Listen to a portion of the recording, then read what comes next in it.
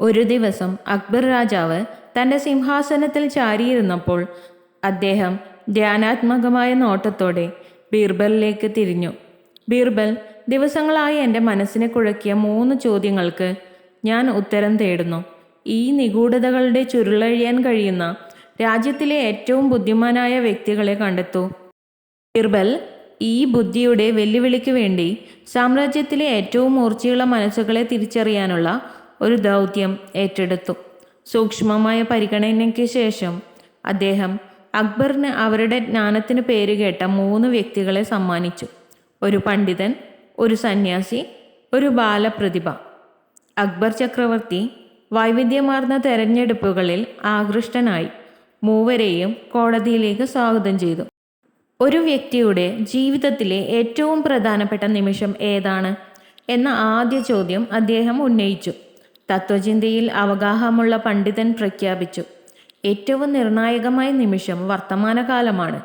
കാരണം അവിടെയാണ് നമ്മുടെ പ്രവർത്തനങ്ങൾ വികസിക്കുകയും നമ്മുടെ വിധി രൂപപ്പെടുത്തുകയും ചെയ്യുന്നത്. ഏകാന്തതയും പ്രതിഫലനമുള്ള ഒരു മനുഷ്യനായ സന്യാസി വ്യത്യസ്തമായ ഒരു കാഴ്ചപ്പാട് പങ്കിട്ടു. ജനനമാണ് ഏറ്റവും പ്രധാനപ്പെട്ട നിമിഷം, കാരണം ഇത് ജീവിതത്തിൻ്റെ അഗാധമായ യാത്രയുടെ തുടക്കമാണ്. നിഷ്കളങ്കമായ കണ്ണുകളും അഗാധമായ ഉൾക്കാഴ്ചയുമുള്ള കുട്ടി പ്രതിഭ പറഞ്ഞു, ഏറ്റവും സുപ്രധാന നിമിഷം മരണമാണ്, കാരണം അത് നമ്മുടെ ഭൗമിക യാത്ര അവസാനിപ്പിക്കുകയും അതിനപ്പുറമുള്ള നിഗൂഢതകൾ അനാവരണം ചെയ്യുകയും ചെയ്യുന്നു. അക്ബർ വ്യത്യസ്തമായ പ്രതികരണങ്ങളെക്കുറിച്ച് ആലോചിച്ച് തലയാട്ടി. രണ്ടാമത്തെ ചോദ്യത്തിലേക്ക് പോയി. ജീവിതത്തിലെ ഏറ്റവും പ്രധാനപ്പെട്ട പിന്തുടരൽ ഏതാണ്? പണ്ഡിതൻ ഉറപ്പിച്ചു പറഞ്ഞു, അറിവാണ് പരമമായ പരിശ്രമം. കാരണം അത് നമ്മുടെ മനസ്സിനെ പ്രകാശിപ്പിക്കുകയും പുരോഗതിയെ മുന്നോട്ട് നയിക്കുകയും ചെയ്യുന്നു. ലാളിത്യത്തിൽ അധിഷ്ഠിതമായ സന്യാസി പറഞ്ഞു, സമാധാനം ആത്യന്തികമായ പരിശ്രമമാണ്. കാരണം അത് ആത്മാവിനെ സമന്വയിപ്പിക്കുകയും നമ്മെ പ്രപഞ്ചവുമായി ബന്ധിപ്പിക്കുകയും ചെയ്യുന്നു. ബാലപ്രതിഭ അചഞ്ചലമായ ബോധ്യത്തോടെ പ്രഖ്യാപിച്ചു, സ്നേഹമാണ് ഏറ്റവും പ്രധാനപ്പെട്ട പരിശ്രമം. കാരണം അത് ഹൃദയങ്ങളെ ബന്ധിപ്പിക്കുകയും ധാരണ വളർത്തുകയും ചെയ്യുന്നു. ഈ ഗഹനമായ ഉത്തരങ്ങൾ കോടതി ഉൾക്കൊണ്ടപ്പോൾ അക്ബർ അവസാന ചോദ്യം ഉന്നയിച്ചു, ഒരാളുടെ ജീവിതത്തിലെ ഏറ്റവും പ്രധാനപ്പെട്ട വ്യക്തി എന്താണ്? യുക്തിസഹവും വ്യവസ്ഥാപിതവുമായ പണ്ഡിതൻ മറുപടി പറഞ്ഞു, ഏറ്റവും പ്രധാനപ്പെട്ട വ്യക്തി അവനവനാണ്. കാരണം ജീവിതത്തിൻ്റെ സങ്കീർണതകളെ മുന്നോട്ട് കൊണ്ടുപോകാനുള്ള താക്കോൽ സ്വയം അവബോധമാണ്.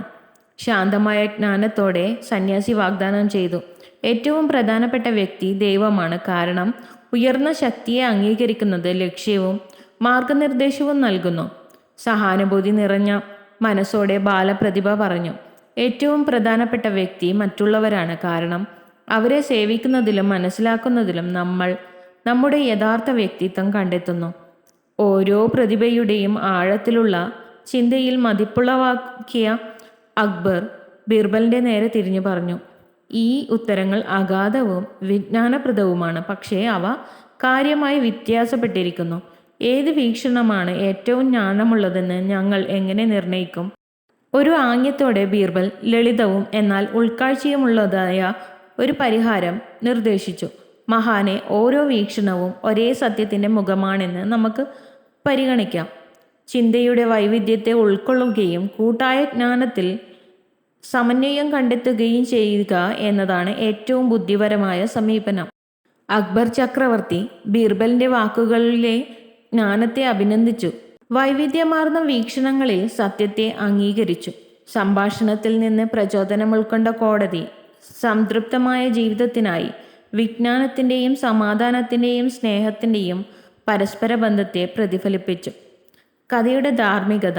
ജ്ഞാനം ഏകീകൃത വീക്ഷണങ്ങളിലല്ല, മറിച്ച് വൈവിധ്യമാർന്ന ഉൾക്കാഴ്ചകളുടെ സമന്വയത്തിലാണ്. ധാരണയുടെയും യോജിപ്പിൻ്റെയും ഒരു അലങ്കാരം സൃഷ്ടിക്കുന്നു എന്നതിലാണ്. If you love to watch this video, you can like, share and subscribe.